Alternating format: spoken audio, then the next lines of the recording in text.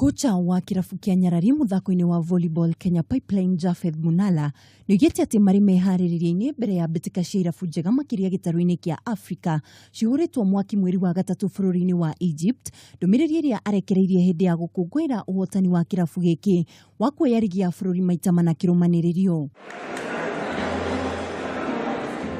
Ukiri ũguo Pipeline nĩmekiranĩire thairi na athaki Christine Siwa wa KCB, Jemaima na Fula wa Soweto Academy, Joan Muindi wa Nairobi Queens, oro ũndũ ũmwe na Winnie Odhiambo wa thukuru wa airĩtu wa Kwathanze, na ũrĩa wĩrĩga kũhota ngoga ya soya na thukuru wake. Training on 3rd of January up to now. Yesterday, this week on Monday, on Tuesday, we went to indoor training, gymnasium at Kasarani, and that's where we are training now.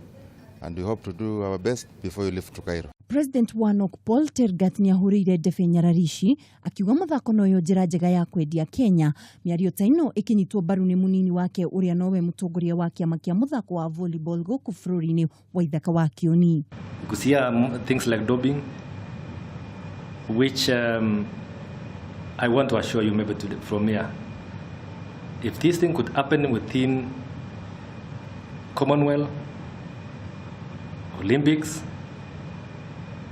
African Games, I want to assure you, we will take radical steps to cap this menace.